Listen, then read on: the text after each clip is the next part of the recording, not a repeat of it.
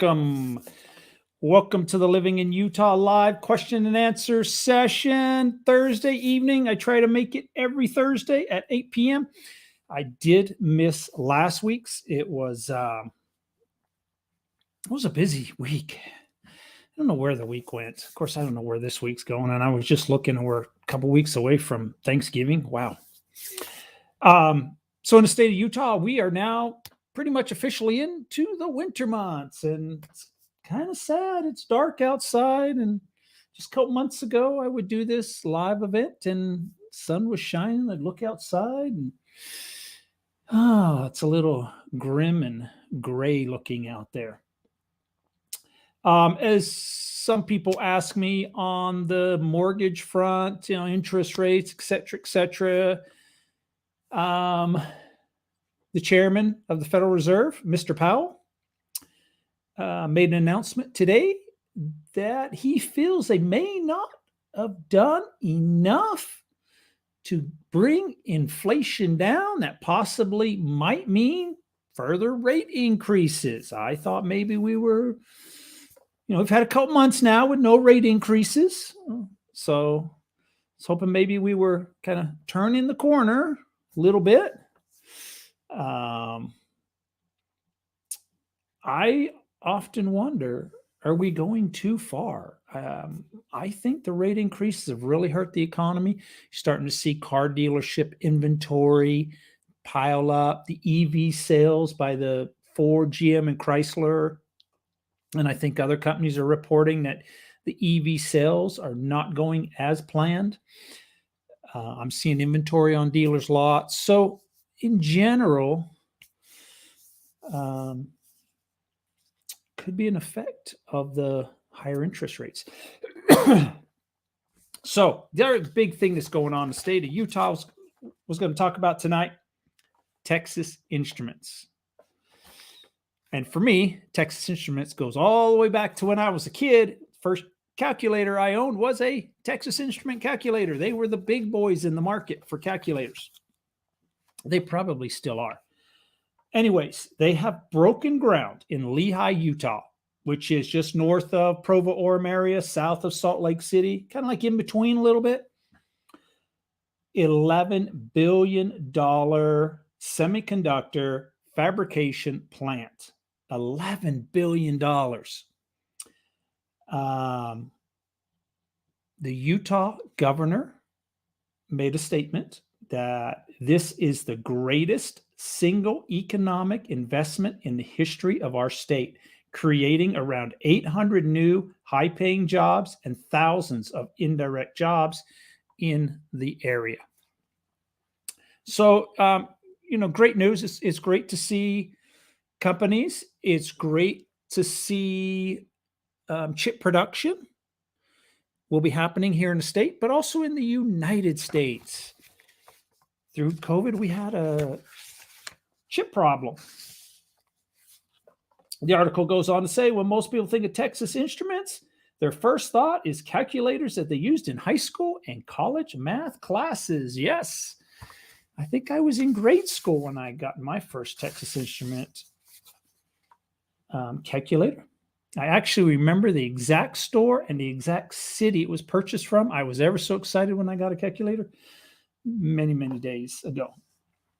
But now the company is known for computer chips. They still do calculators, but their biggest business is the computer chips that you find in phones, computers, cars, home appliances, just about everything.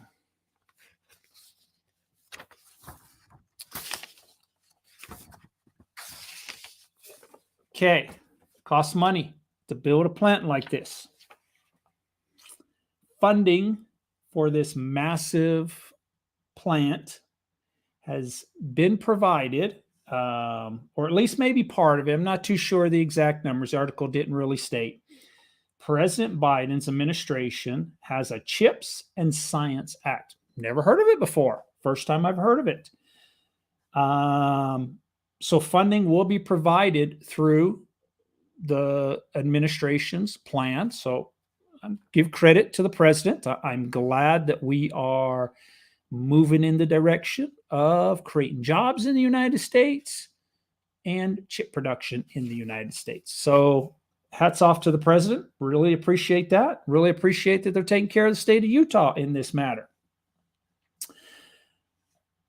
The fabrication plant is expected to go into production as early as 2026, which is 2 years, maybe 2.5 years. Very quick for a $11 billion manufacturing plant. So yes.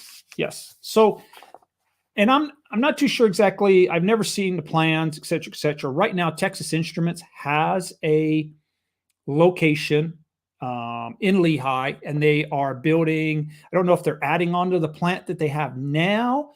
I'm not too sure what they exactly do in the plant right now. I don't know if they are building a completely new building, if this is completely new, separate from what they currently do. Not 100% certain. The article did not state the plant. And if my memory serves me right, this building was originally Micron's building. Remember Micron? I'm not too sure if Micron is still in business anymore.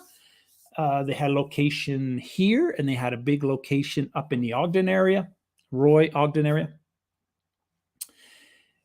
Years ago, Texas Instruments took over this particular piece of land. It's a large piece of land. So either way, they're expanding, they're growing. They're already in the state of Utah right now. And this will add to their business line. So that's the news I have for the state of Utah at the moment. It's great to see growth like this. I was just talking to somebody today, as a matter of fact, runs one of the ski resorts. And we were talking about the possibility that Utah may get the Olympics 2030, 2034. It's looking more like 2034 by the articles that I see. And he has been in the skiing industry for many years, was here for the last Olympics. And his exact words or similar words to me were, get ready for the boom, Mike. Home prices, population, everything. He saw what I saw back in 2002. It put Utah on the map, and we have been growing ever since. He feels that if we do get the Olympics here, the growth will continue. Home prices will continue. Companies will continue moving here. We'll just get bigger and bigger and bigger. And I have to agree with him. I 100% have to agree with him. I've seen the growth since the Olympics.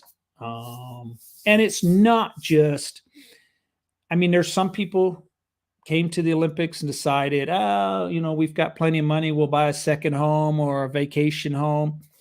There are many people that came to the Olympics, and maybe 5 years later, the company they worked for, there was a job opportunity in Utah. And some of those individuals were like, hey, I liked it when I was at the Olympics. It was a nice place. Let's give it a try, and moved their family to the state of Utah.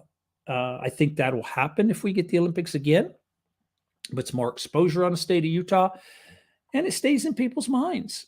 I think that's why one of the reasons we had such growth, that and the fact that California has had so much migration out of the state, and Utah has been one of the destinations along with Colorado and Idaho and Nevada. It's sometimes when people leave a state, they want to stay relatively close to the state that they're coming from because they probably have relatives there and they want to be able to get in a car and drive there, and instead of moving clear across the country to a place from like California to New York or Miami or somewhere like that. But anyways, that's all I have for this evening. I'm going to call it an evening. Hope everybody has a great weekend. I'll be back again next week. Thank you.